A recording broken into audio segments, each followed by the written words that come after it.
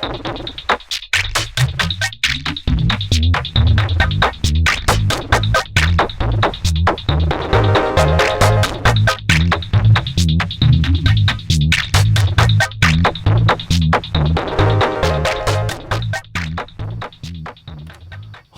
bananas. Welcome back. Will you look at this? It's finally there. Or actually, yesterday it was finally here. A little bit late, but and as usual, when you unlock these decks or these deck packs on Steam, you don't get them immediately for some reason. It takes a little while for them to update.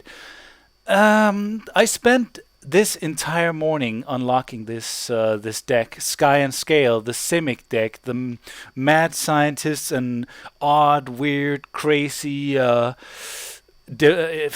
Darwin evolution on fucking steroids deck. Amazing deck, but like I talked to my fellow commentator Nemo about this a little bit. It is a deck where you need to unlock at least half of the cards until you can trim it down and make it consistent. But it's good. Let's take a look at it. Let's take a look at it. All right, as you'll see, 71.8% creatures. Now, why is that? Because the spells, while being good, shouldn't dominate this deck, because a lot of the creatures have so many different kinds of abilities. Like the smaller creatures, the bigger creatures have abilities. They coming into play effects and different things that'll just help you out in different ways. And like the main theme of this deck is the card drawing synergy. You have the lower scale quaddle that'll give you, or that'll become bigger the more cards you draw. You have different creatures that'll draw you extra cards and so on. So yeah, as usual, let's take a look at well, first, before we do that, something which is a trend in the new decks is that there are only 39 cards in the default decks, or 39 spells. That is 35 spells if you choose not to count the Terramorphic Expanse, the four land cards there. So you have 21 land cards rather than 20, which makes the mana fetching a little, or not mana fetching, which makes getting to those land drops a little bit easier, a slight bit easier. Anyways, another thing is that you'll see the mana curve is a little wonky, but it does kind of work with this deck, because even though the spells are more expensive, a lot like in the Izzet deck, the Mindstorms, it works because you have ramp spells, and I'll eventually show you which spells will ramp this deck up significantly. Okay, so Terramorphic Expanse. By now, I shouldn't have to tell you why I don't run them. I can understand running one or two of them, certainly, but I think there are too many good cards in this deck, and like I've said before, I fucking hate the fact that they put this card in the deck when you don't have too many landfall or any synergetic effects that takes advantage of you putting more lands into play during one turn. So I think it's a cheap way of making the mana algorithm kind of work, even though it doesn't still. So fuck Terramorphic Expanse, fuck that. Anyways, Gaia Skyfolk, I run a couple of them. It's a pretty vanilla card. It's a 2-cost 2/2 flyer. Nothing special about that, but it's an early drop, and this deck definitely needs some early drops. You can see even though I've if you just peer down here, you can see there's 4 1-drop or 4 1-cost spells. There are the Coiling Oracles from last year, from the Ancient Depth deck. All 4 of them are in my build, and even with that, you have no more 1-drops. You have 5 more 2-drops in my build. So yeah, that's how it goes. You need it kind of light, but you also need those bigger creatures, is what I'm trying to say. There's the Jessian Infiltrate. I think I run one of them just because it's there will be times where your opponent is tying down your side, and or his side of things, and it's impossible to get in there. So the unblockable creature is pretty nice in that case. Plus, it works with the what's it called? The Merc something, Merc or Dirk. What the fuck is it called?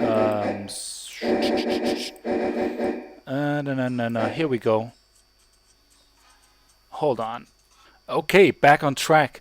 The Merc Fiend Leash is what I'm talking about. This guy, even though there's only one of him in the deck, makes your golden creatures +1/+1 and +1/+1. That's basically +2/+2.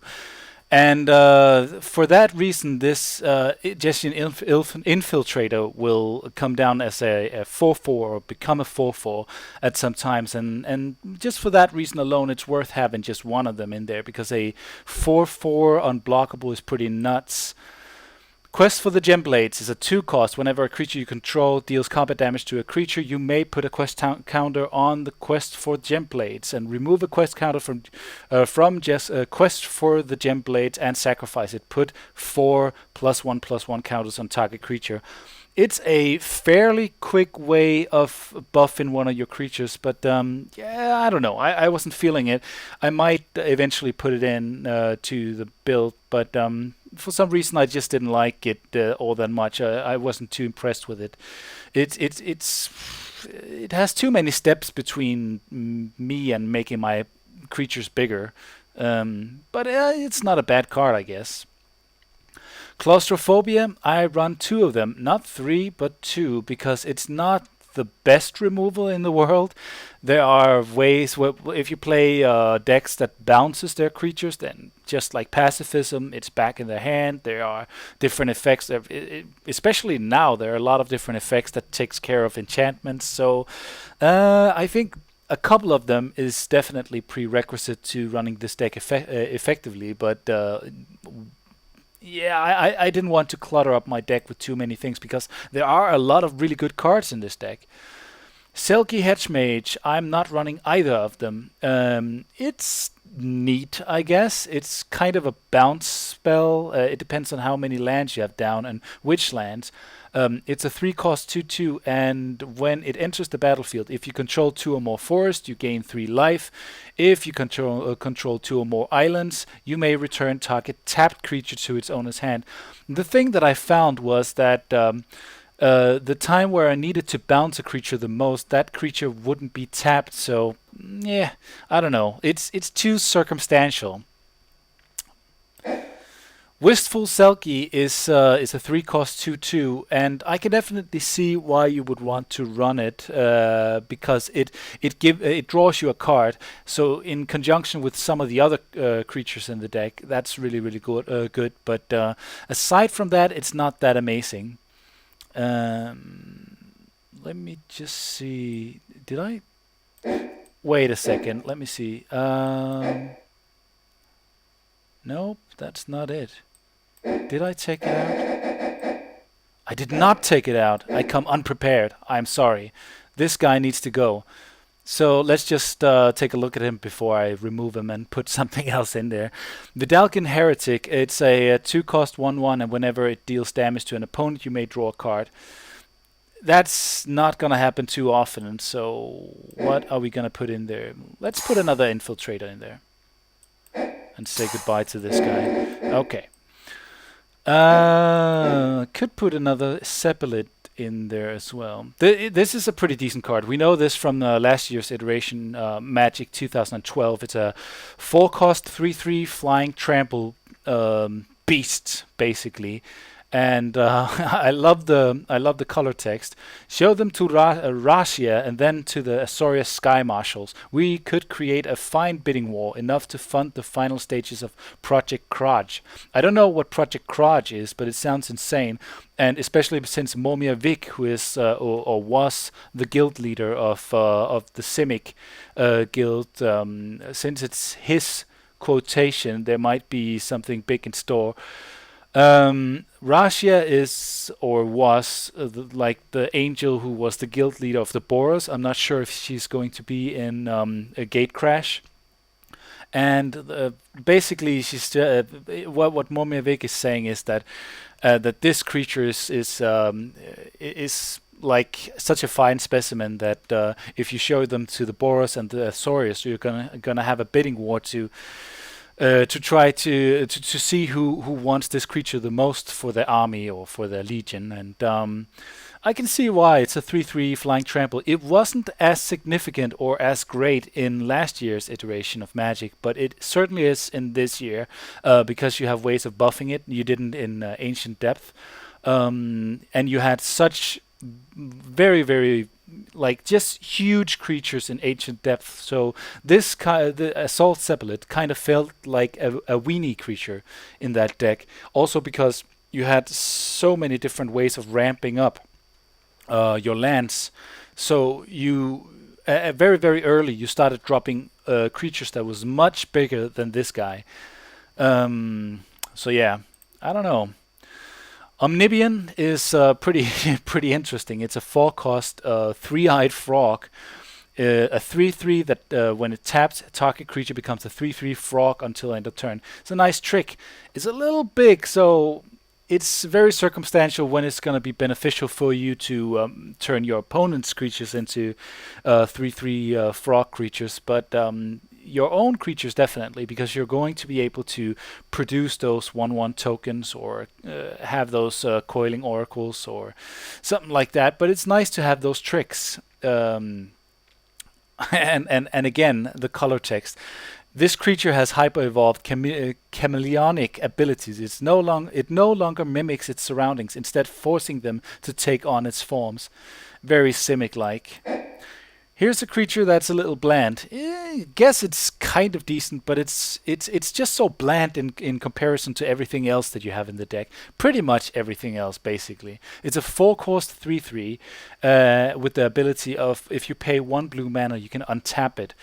So basically, you can attack with it and make it a viable blocker at during your opponent's turn.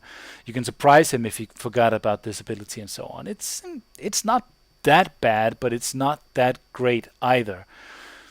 Either mutation, I think I run 2 of them. It's a fantastic card, and it was one hell of a pain in the neck in the Ancient Depth deck.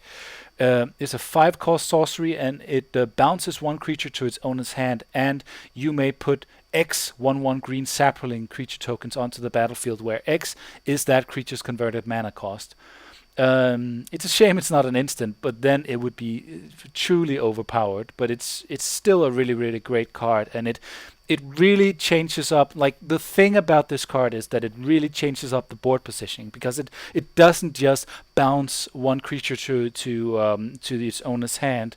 It actually gives you a lot of creatures. So if your opponent has 1 strong creature, then you're going to get a lot of sapling creatures. Albeit 1/1s, but still enough for you to double, triple, quadruple block and chump block for a long time. So it's a very, very valuable card, and it's not that expensive either. It's a little expensive for a spell, but as you'll see, just like with the Mindstorms Izzet deck, it's like things are just a little bit more expensive in this pile. Indrik Stormhowler, we know this guy. I took both of them out because I have the Acidic Slimes. And while this is a 4/4, the Acidic Slime is a 2/2 with Death Touch. And these are not going to be your main attackers, although they can be. These are going to be the creatures that you drop to kill off artifacts or enchantments. And if you run decks that are not heavy on artifacts or enchantments, then this guy is just a 4/4 for 5, which is pretty bland. I'm not saying this card is bland all in all. It's still a great ability, but if you do have if you have the choice of the option of running Indrik Stormhowler or Acidic Slime, I would choose Acidic Slime, because if you're in any case, you can use it as a chomp blocker that also kills off your opponent's guy, no matter how big it is, because you have it has Death Touch, and at the same time, if your opponent isn't running artifacts or enchantments or doesn't have anything down, you can kill off lands. So it gives you more options, and that's why I run those instead of Indrik Stormhowler. Methodic Slime. I took it out in the very last moment. There's two of them, and it's a great card, and we know it already. It's a 5 cost 4/4, and when it dies, it splits into two green ooze creature tokens, and when those dies individually, they individually split into two 1/1 green ooze tokens. Pretty great card. It's a very cool way of making sure you have enough chump block. It's a very defensive card in that sense, or a pretty crazy offensive card as well. I just didn't feel that I had enough room for it, and I didn't feel that it contributed enough to the deck aside from the defense deal. Draining Welk, or Counterworm, you could call it. It's just such a fantastic card, except that it's so expensive. And while I unlocked the card, I found myself sitting with this card in hand too many times for me to. I just felt nah, it's too expensive. There's a lot of times where I didn't make land drop 6 until way too late. There was one time where I didn't make the 2 island drops. While I still had the 6 lands down, I had 1 island and 5 forests, and then I couldn't use this card. And at the same time, you draw cards every turn. And if you're in a position where you need to use this as a defensive card, you're going to want to play the other cards that you draw as well.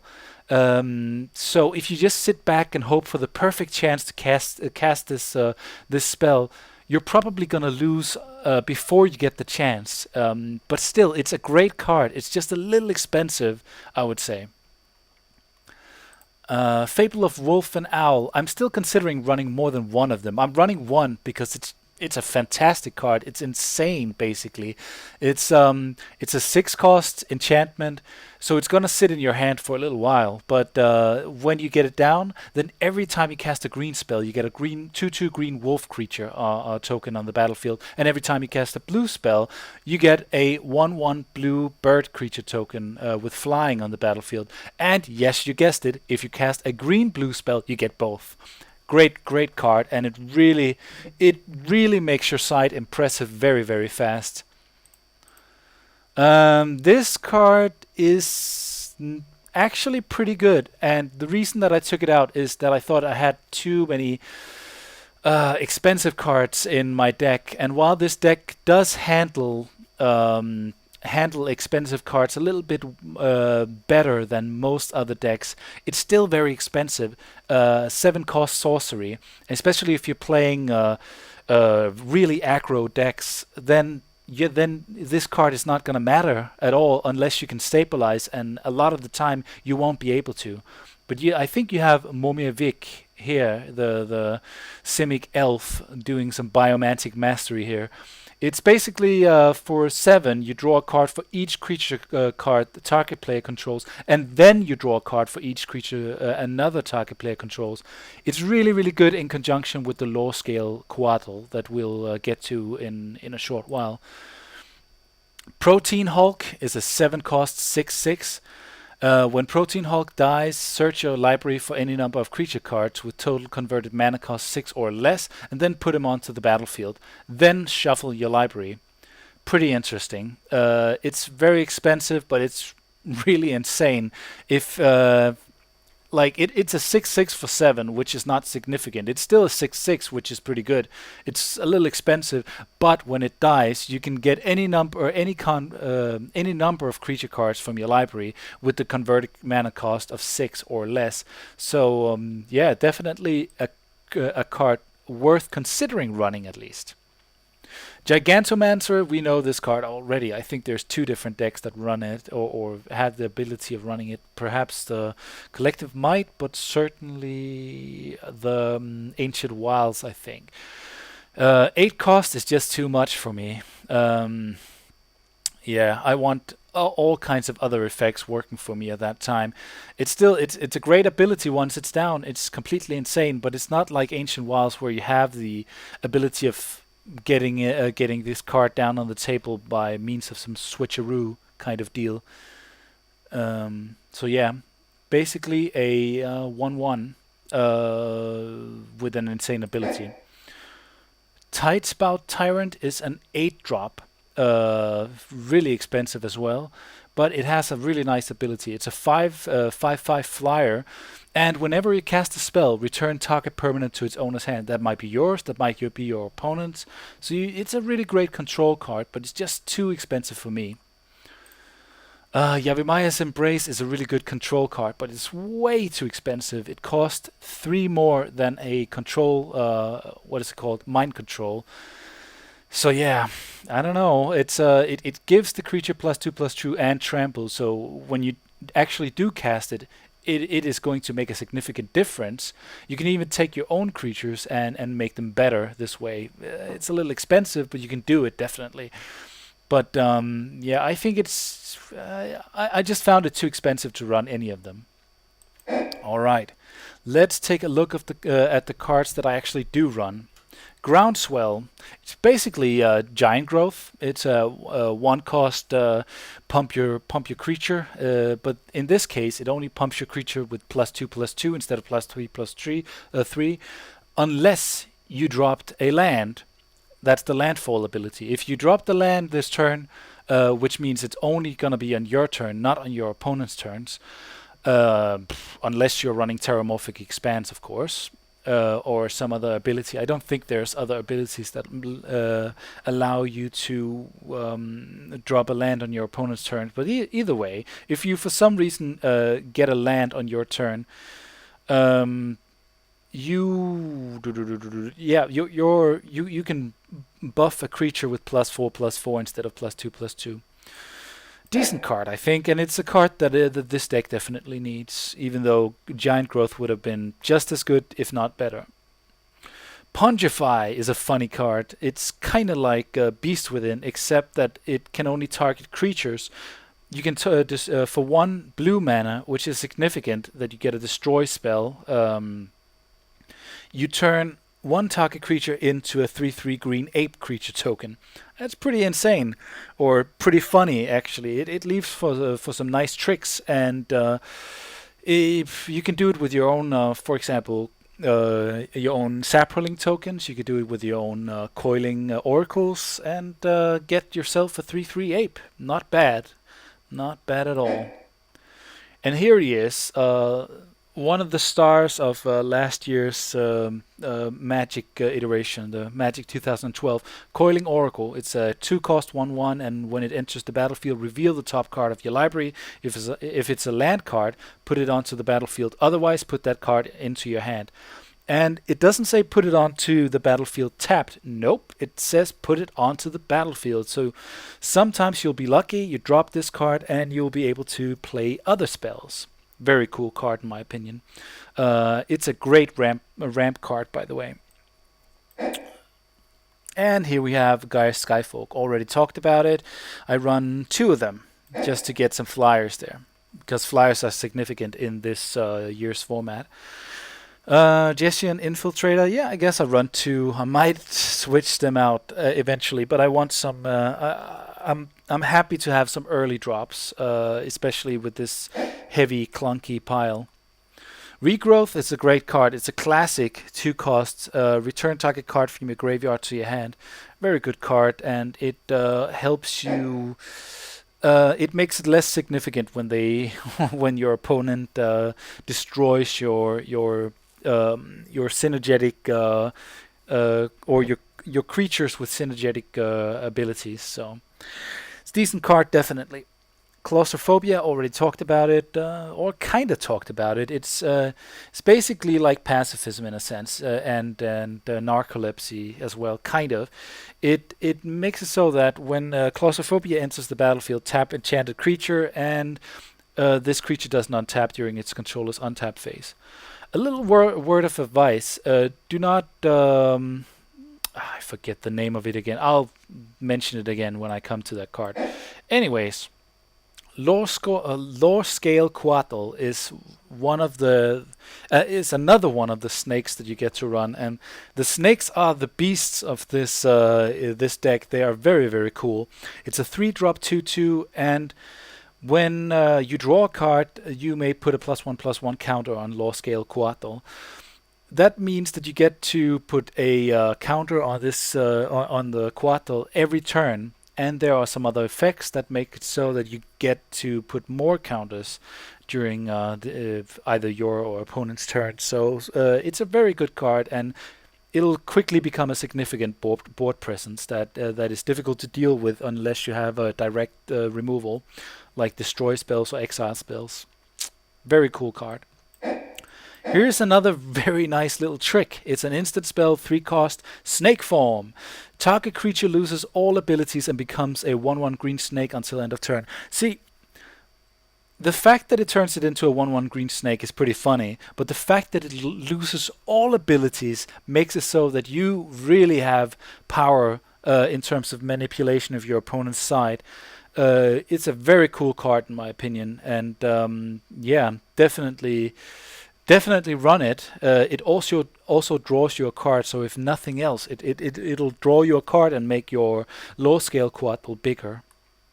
Very cool. Here's a really cool card as well. Trigon Predator. It's a 3-cost beast, 2/3 flying, and whenever it deals combat damage to a player, you may destroy target artifact or enchantment that player controls. That's just phenomenal. Because every time you get in there, you get to destroy something else of theirs. So it's a very controlly and very cool card in the sense. Of course, it has to get in there, but it has flying for starters, so that helps it. That gets it off the ground to begin with, so to speak, and also quite literally. Here's another very tricksy card that I really like.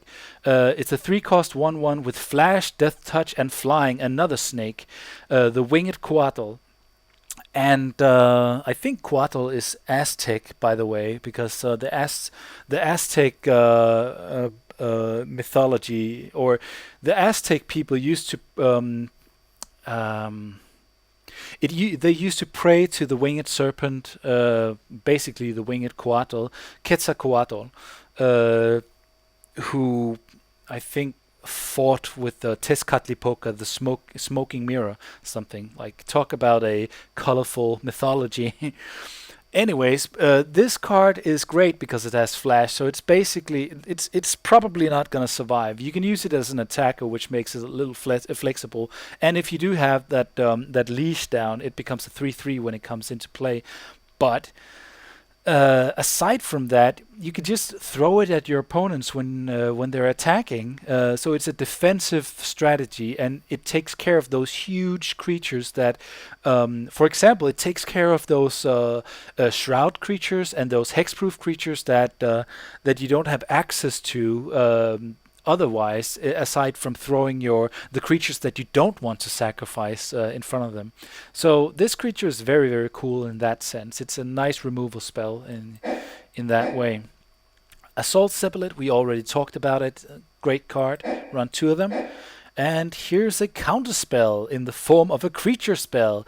It's the Mystic Snake, another weird and wonderful snake. It's a 4-cost, 1 colorless, 1 green, 2 blue, 2/2, and with flash, which is basically that's the instant speed deal, the counter spell deal. When Mystic Snake enters the battlefield, counter target spell.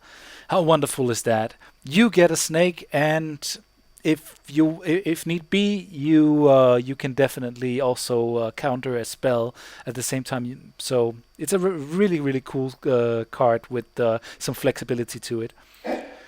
And here's the Omnibian that I do run. We already talked about it. Pretty interesting. And here's another champion of last year. It was both in the ancient depth deck, and it was in the mono-colored or mono-blue Realm of Illusions deck. It's a 4-cost flyer, 2/2, and it's basically a mind control on a stick. Basically, it's when it enters the battlefield, you gain control of target creature for as long as Sour of Temptation remains on the battlefield. That's very cool. It's certainly cheaper than dropping the Yavimaia's Embrace. It's also easier to get rid of than an enchantment, but still pretty nice, and you get a flying 2/2. Acidic Slime, already talked about it, but it's basically a 5/5 2/2 death touch, and when it enters the battlefield, destroy target artifact, enchantment, or land. Very cool. Either mutation, already talked about it. Run two of them. Momia Vic, the Simic Visionary, is such a cool card. It's a nice way of making your way through the deck in exactly the way you want to. It's 5 cost 2/2. Whenever you cast a green creature spell, you may search your library for a creature card and reveal it. If you do, shuffle your library and put that card on top of it. Nice. Whenever you cast a blue creature spell, reveal the top card of your library, and if it's a creature card, put that card into your hand. So, if it's a green-blue creature, you basically draw that creature that you want. Awesome, awesome, awesome card. And here's the guy that you don't want to be putting claustrophobia on. It's a 5 cost 4/4. Other green creatures you control gets +1/+1. Other blue creatures you control gets +1/+1. Untap all green and or blue creatures you control during each other player's untap step. Wow, pretty nice. So you basically get to use your creatures as attackers and blockers every turn if you want to. It's a very, very cool card.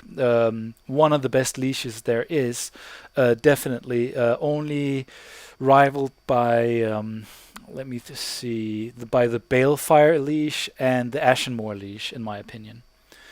I wish there were two of these, but you can't get everything you want. Here's another really cool card, and it follows the tradition of the dual-colored creature,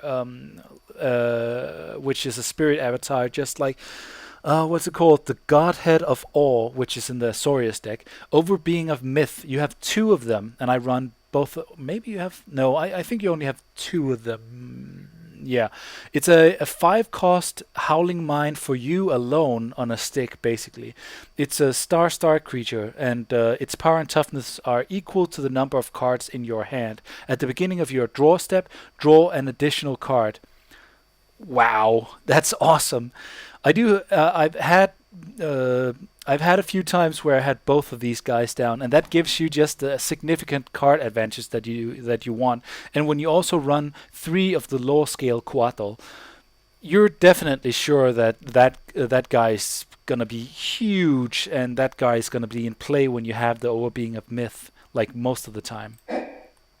Fable of Wolf and Owl, already talked about it, great card. And here's another guy that I'm not too sure I'm gonna end up running, but the fact that it has Shroud is pretty nice, and it synergizes with the effect of Overbeing of Myth, in the sense that its power and toughness are equal to the total number of cards in all players' hands. It's gonna be insane in Two-Headed Giant, but it's gonna be good enough in just the regular matches. It's a 6 cost, by the way, but I think its abilities more than makes up for it. Here is another star of the show, Simic Sky Swallow. You have 2 of them, and I run 2 of them. It's a 7 cost Flying Trample Shroud 6/6. Let's just read the color comment here, or the color quotation. We've bred out the shortcomings of the species' natural form, the species being the Leviathan, and replaced them with assets of our own design, Momia Vic. Holy shit, you took a Leviathan and made it much better. Insanity.